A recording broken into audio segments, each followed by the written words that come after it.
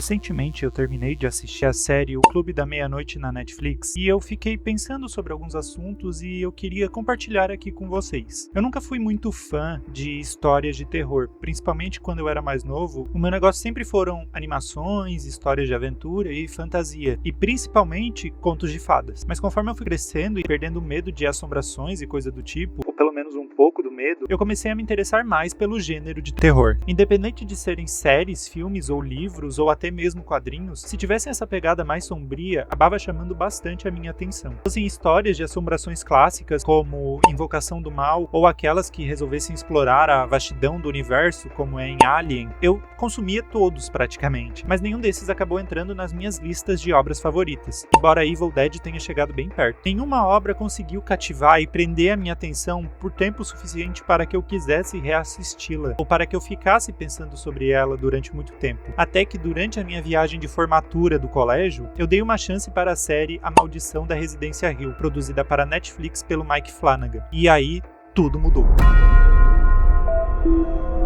Mas antes de chegarmos nas séries do Flanagan, eu queria fazer uma pergunta. Vocês conhecem alguém que parece resumir toda a sua personalidade a somente uma característica? Acredito que praticamente todos conhecemos uma pessoa que é super fanática por algo, seja um time de futebol, uma personalidade da mídia ou alguma obra famosa, e que molda toda a sua personalidade, ou pelo menos aparenta moldar a sua personalidade, ao redor desse único objeto de admiração, como se fosse uma âncora. Eu, por exemplo, quando era mais novo, era super obcecado pela Selena Gomez, pelas músicas, pelos filmes, pelas séries que ela participava. Aí então eu fui crescendo e eu tive a minha fase apaixonado por Once Upon a Time, principalmente por conta da Regina Mills, a Rainha Má, depois por Malévola. Pois é, eu disse que eu gosto bastante de contos de fadas. E mais recentemente pela Feiticeira Escarlate da Marvel, tanto é que eu tenho uma estante cheia de funcos dela ali. E essa pergunta não é uma crítica às pessoas que agem dessa maneira, porque eu, pelo menos, acredito que é normal e comum acontecer de a gente ter algumas personalidades ou pessoas que nós admiramos muito. O ponto que eu quero levantar aqui é o que realmente nos define como sujeitos. Para começar essa conversa, precisamos entender que a gente possui dois tipos de características diferentes. Vamos chamar elas aqui de inatas e adquiridas. As características inatas, como o próprio nome já diz, são aquelas que nascem com a gente, como por exemplo, a cor da pele, a cor e o formato dos cabelos, a cor dos olhos, a nossa sexualidade, enfim, as outras características que a gente pode ter em decorrência do nosso DNA. Essas características elas não precisam de um fator externo para serem afloradas, elas já são inerentes a nós enquanto sujeitos, enquanto indivíduos. Por outro lado, nós temos as características adquiridas, que são aquelas em que o meio em que a gente vive, a nossa sociedade, vai nos moldar e nos condicionar a tê-las. Aqui entra, por exemplo, a nossa nacionalidade, nosso time de futebol, a nossa religião, gênero social, etc. Independentemente de como nós expressamos determinadas características, se elas nos acompanham desde o nosso nascimento ou se foram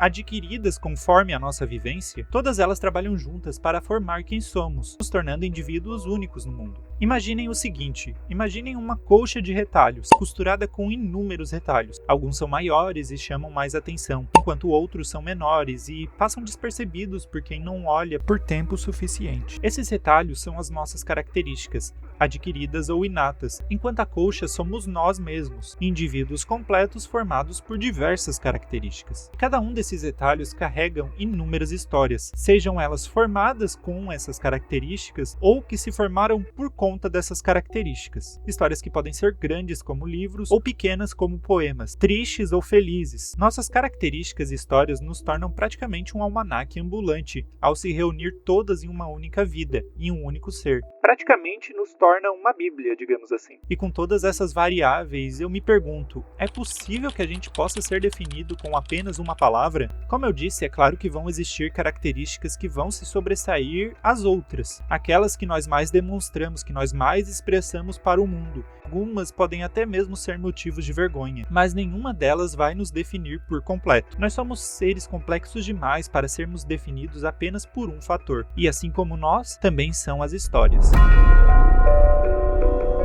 Quando falamos de obras de ficção, os gêneros que as definem são basicamente categorias nas quais a gente as inclui baseada nas suas características. Histórias que vão contar narrativas de amor, de paixão, são definidas como romance, enquanto aquelas que vão explorar novas tecnologias e o espaço sideral são chamadas de ficção científica. Porém, temos de concordar que dificilmente uma história vai conseguir ser definida 100% em apenas um gênero. O Senhor dos Anéis, por exemplo, é definido como uma história de fantasia, porém é recheada de aventuras e viagens por toda a Terra-média, o que são algumas características de histórias de aventura. Então, O Senhor dos Anéis pode ser chamado de uma obra do gênero fantasia e aventura. Não há nada que impeça isso. Como no exemplo que eu dei da colcha de retalhos, todas as histórias são formadas por características, por fatores que vão se sobressair uns aos outros, e isso pode até nos auxiliar a definir o seu gênero. Porém, ao mesmo tempo que essa classificação vai nos auxiliar a achar aquilo que seja do nosso agrado, eu não consigo não pensar em como é também redutivo tentar encaixar as narrativas em um local específico. Eu mesmo passei anos sem chegar perto de séries e filmes de super-herói, porque não era um gênero que me chamava atenção para além das animações. Foi somente depois que eu assisti Guerra Infinita que eu percebi que aqueles filmes são sim legais, que eu poderia achar eles divertidos e interessantes em algum nível, mesmo que na superfície parecessem apenas filmes de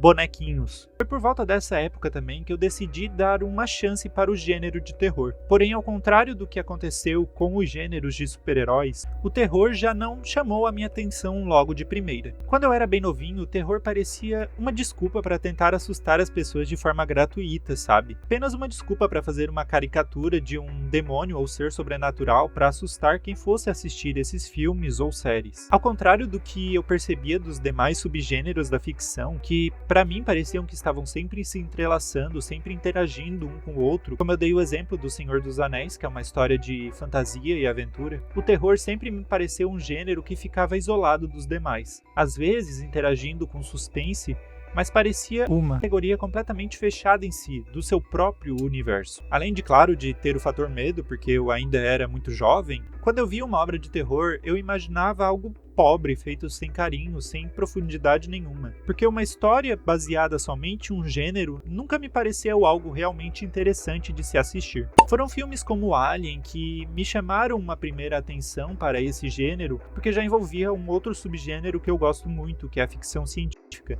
Mas mesmo assim, o terror sempre se manteve bem afastado de mim. Ou melhor, eu sempre mantive o terror bem afastado de mim.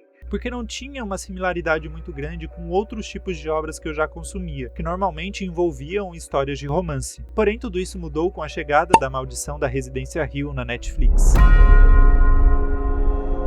Eu já conheci diversas pessoas que gostavam dos filmes de terror justamente por conta dos sustos, dos jump scare, o que é algo que eu particularmente não entendo, mas cada um é cada um. Tem também aquelas pessoas que são atraídas pelo gore, pela violência em excesso, por muito sangue, o que é típico de histórias de filmes slasher. E tá tudo bem gostar dessas características que já são utilizadas com essa finalidade em filmes de terror, porque eu acredito que não exista realmente algum outro gênero com as quais elas possam se encaixar. Mas esse tipo de situação em uma obra nunca foi algo que realmente me atraiu para assisti-la. De começo, o que me atraiu para assistir A Maldição da Residência Hill era justamente ser uma obra mais longa, por ser uma série com episódios quase de 1 hora, o que daria muito tempo para desenvolver uma trama de uma maneira contida e crescente e, claro, desenvolver os personagens junto disso. Mas o que realmente me deixou fascinado por essa obra foi porque quando eu a terminei, o que ficou pra mim não foi um medo ou terror, mas sim um pensamento. A Maldição da Residência Hill é realmente uma história de terror? A série em si traz elementos clássicos de histórias de terror. Uma casa mal assombrada, uma família disfuncional, aparições de monstros e fantasmas e assombrações em cada canto da tela que te fazem questionar tanto a sanidade de quem está vivendo aquela história, dos personagens daquela história, quanto a sua própria enquanto a assiste.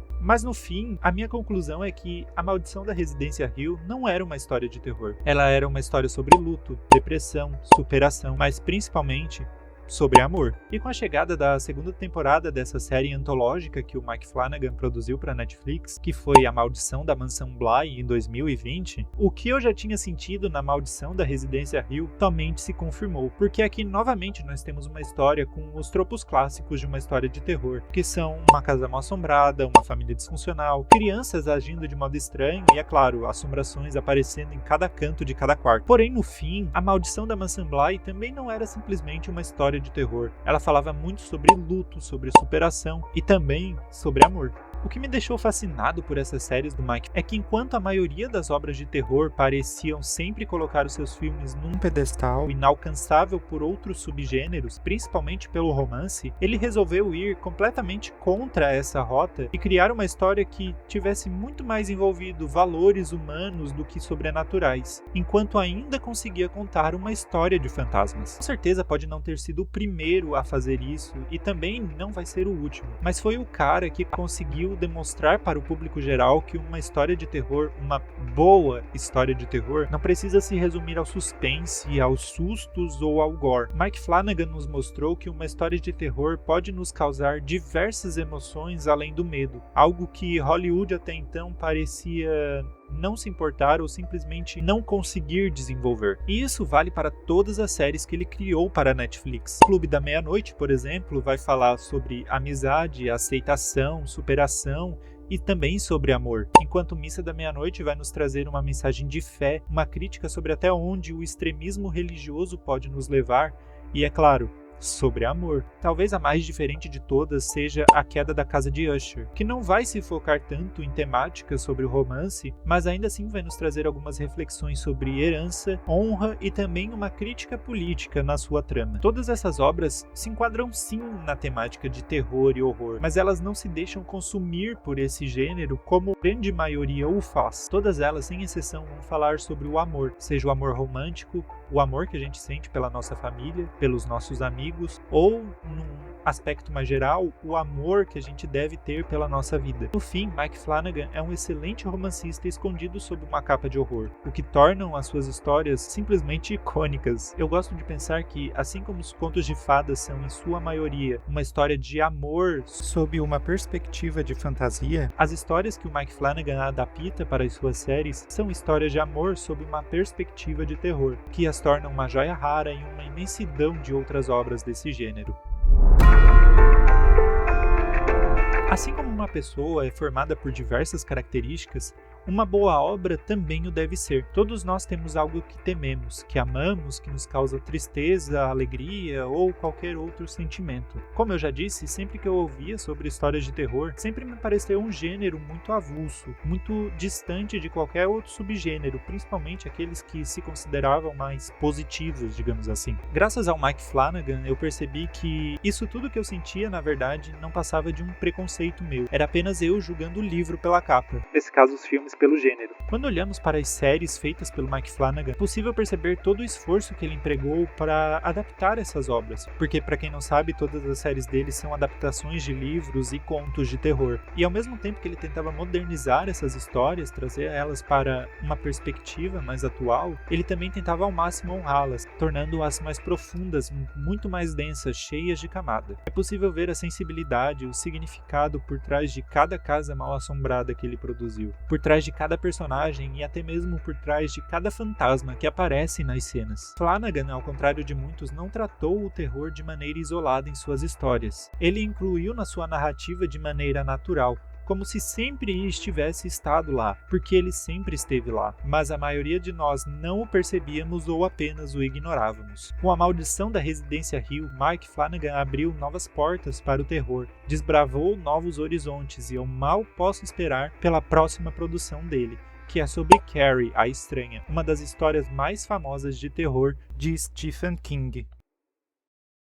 Como eu disse no início do vídeo, eu tive a ideia de fazer esse pequeno estudo depois que eu terminei de assistir a série O Clube da Meia-Noite, que foi a única série do Mike Flanagan para a Netflix que eu ainda não havia assistido. Vi muita gente na época criticando essa série e ela não teria terror o suficiente para se enquadrar nesse gênero. Embora realmente ela tivesse menos sustos do que eram de costumes das séries do Mike Flanagan e principalmente do gênero como um todo, eu vi que essa série tinha ideias muito legais e tratou de temas sensíveis com bastante tato e de uma maneira muito respeitosa. No fim, eu acredito que quem não gostou dessa série provavelmente sequer compreende quais são as intenções do Mike Flanagan quando ele conta suas histórias, porque claramente ele se esforça para não fazer simplesmente um filme de sustinho, mas tentar passar uma mensagem muito maior por trás dessas séries, mesmo com a temática de terror. E esse foi o vídeo de hoje. Se você gostou, não se esqueça de deixar o seu like, de se inscrever no canal e comenta aí embaixo se você tem alguma indicação de qualquer série ou filme que tenha essa mesma pegada dos terrores produzidos pelo Mike Flanagan. ou que você simplesmente acha que seja muito interessante de assistir. Preciso muito de recomendações de filmes e séries nessa pegada, então por favor, comenta aí embaixo se você conhece mais algum. E eu vou ficando por aqui, um forte abraço para vocês e tchau!